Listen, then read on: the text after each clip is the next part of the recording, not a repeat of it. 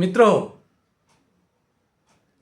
1 जानेवारी हा शौर्य दिन आहे. त्याचबरोबर शैक्षणिक क्रांती दिन आहे आणि नूतन वर्षाचा शुभारंभ आहे. असा हा संयुक्त संगम 1 जानेवारी रोजी घडून आलेला आहे. म्हणून सर्व दर्शक मित्रांना मी प्राध्यापक राजेश राऊत मनपूर्वक शुभेच्छा देतो.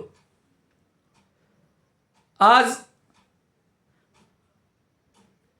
भीमा कोरेगाव युद्धाचा इतिहास, त्याची पार्श्वभूमी आणि फलश्रुती हा विषय घेऊन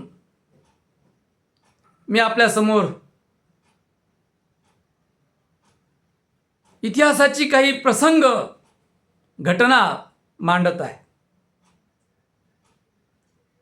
सचेतनाला द्या मसलत अचेतनासी फुटे गिरा, मराठमोळ्या तुला सांगतो रायगडाचा चिराचिरा, मराठमोळ्या तुला सांगतो रायगडाचा चिराचिरा.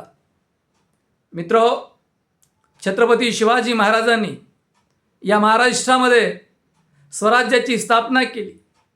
6 जून 1674 रोजी किल्लेदुर्ग रायगडावर राज्याभिषेक केला आणि या स्वराज्याची प्रशासकीय घडी बसवण्यासाठी अष्टप्रधान मंडळाची स्थापना केली आणि त्या अष्टप्रधान मंडळाच्या माध्यमातून स्वराज्याचा लोककल्याणकारी राज्यकारभार सुरू केला होता. परंतु अगदी 50व्या वर्षी 3 एप्रिल 1680 रोजी छत्रपती शिवाजी महाराजांचं निधन झालं. त्यानंतर रायगडावर कटकारस्थानं शिजली. ज्येष्ठ पुत्र संभाजी महाराजांना डावलून बाळ राजारामाचा राज्याभिषेक केला.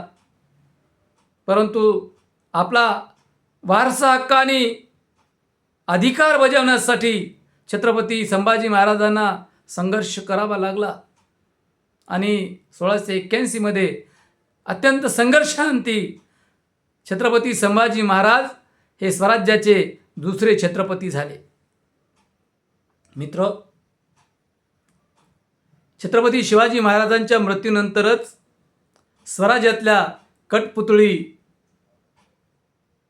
दुष्ट प्रवृत्तीच्या ब्राह्मणांनी कटकारस्थानं करून स्वराज्याला आतून पोखरून टाकण्याचं पाप केलं होतं.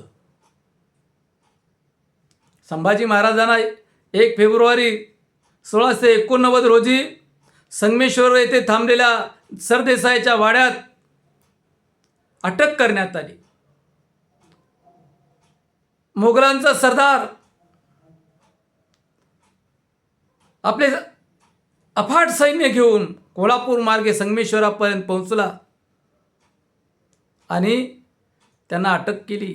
संभाजी राजांना जेरबंद केलं आणि 11 मार्च 1689 रोजी 41 दिवसाच्या नंतर हाल करून ठार केलं.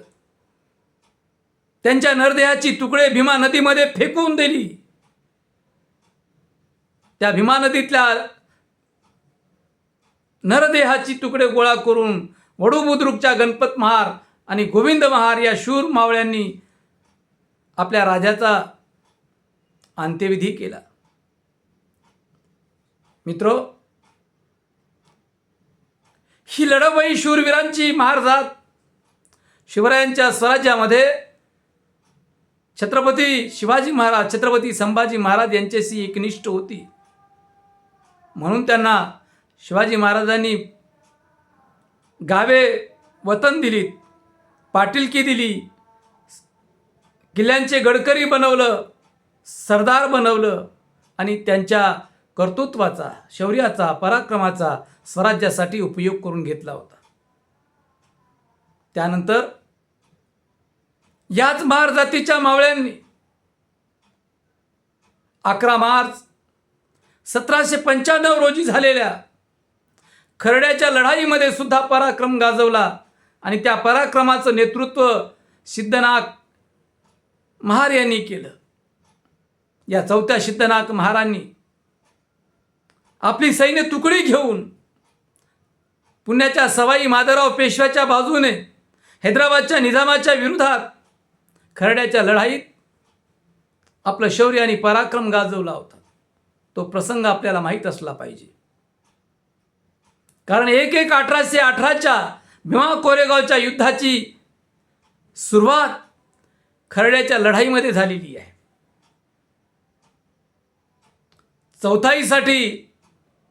चौथाई हिश्श्याच्या मागणीसाठी सवाई माधवराव पेशव्यांनी हैदराबादच्या निजामाकडे मागणी केली असता हैदराबादच्या निजामाने त्यांना नकार दिला.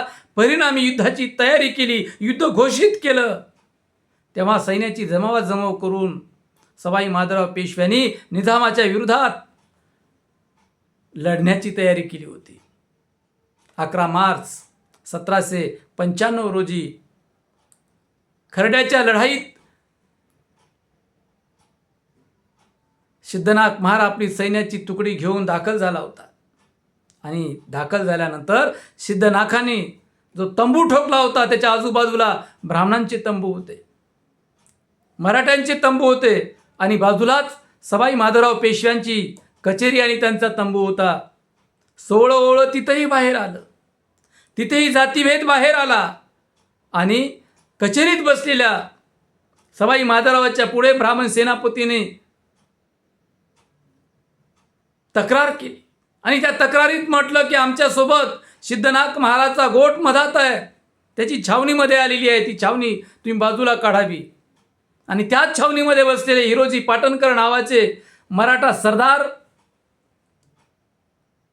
सरदार सिद्धनाथ महाराणी सोवळं नेसलेल्या ब्राह्मण सेनापतीच्या नजरेला नजर भिडून म्हणाले,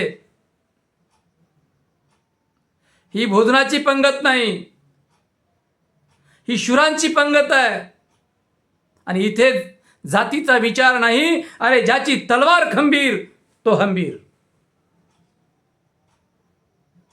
आणि भयानक शांतता प्रस्थापित झाली.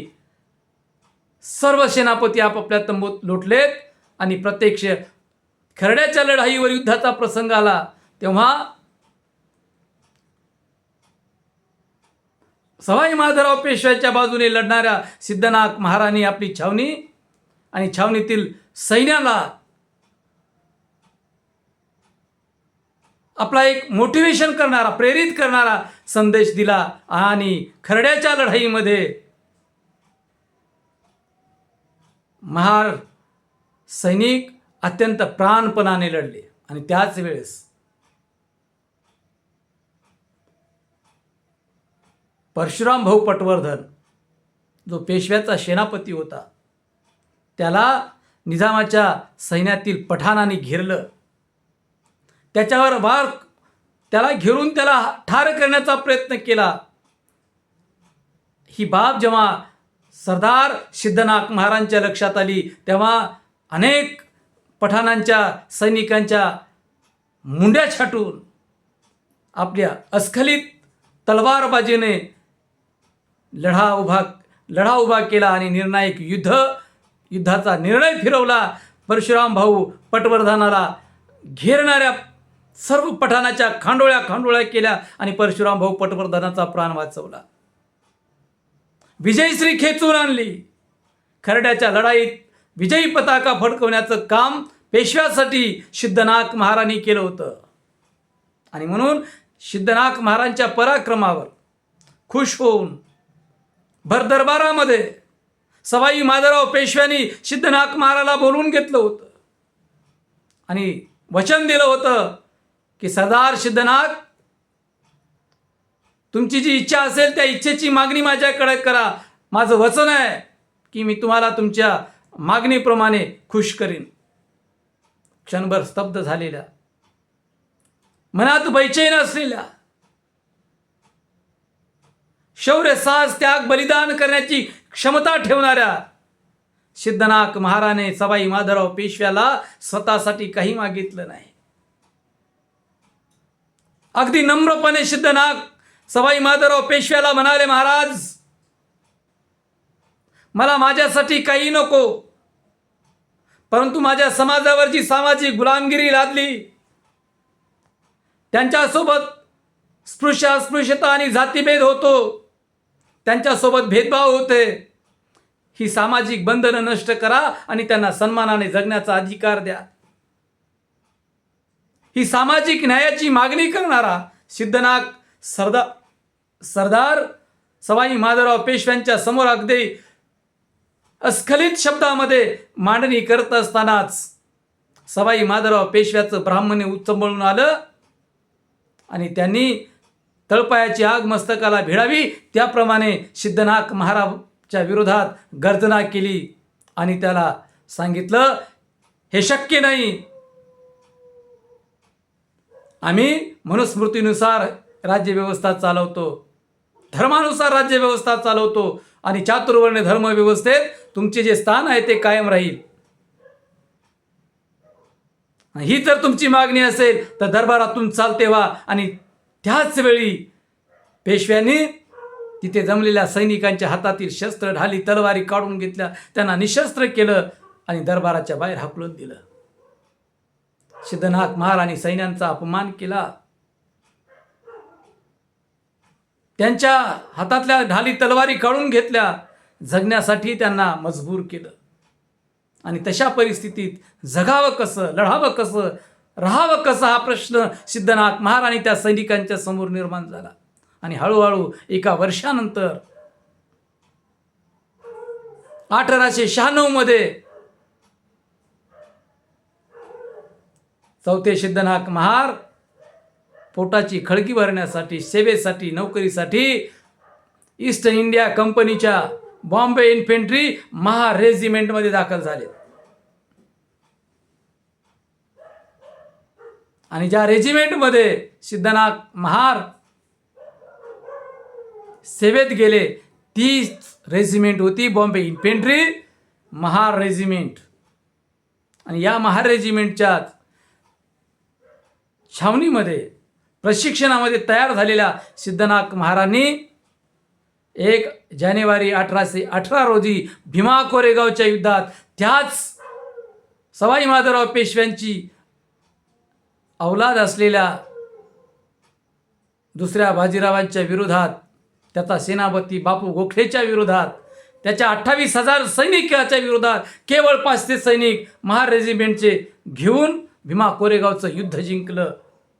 सकाळी 9 पासून रात्री 9 वाजेपर्यंत घनघोर लढाई लढली आणि निर्णायकपणे ज्यांनी छत्रपती संभाजी महाराजांचं प्रेत त्या भीमा नदीमध्ये कापून फेकून दिलं होतं, त्याच भीमा नदीच्या तटावर भीमा नदीचं पाणी पिऊन पेशव्यांना पाणी पाजण्याचं काम 500 महार रेजिमेंटच्या सैनिकांनी केलं. आणि तो दिवस म्हणजे 1 जानेवारी 1818 हा शौर्य दिन आहे. आणि या शौर्य दिनाच्या स्मरणार्थ, महार सैनिकांच्या बलिदानांच्या स्मरणार्थ इंग्रजांनी, ईस्ट इंडिया कंपनीने 1818 मध्ये पुण्याची अनियंत्रित जुलमी पेशवाई रद्द केली, नष्ट केली.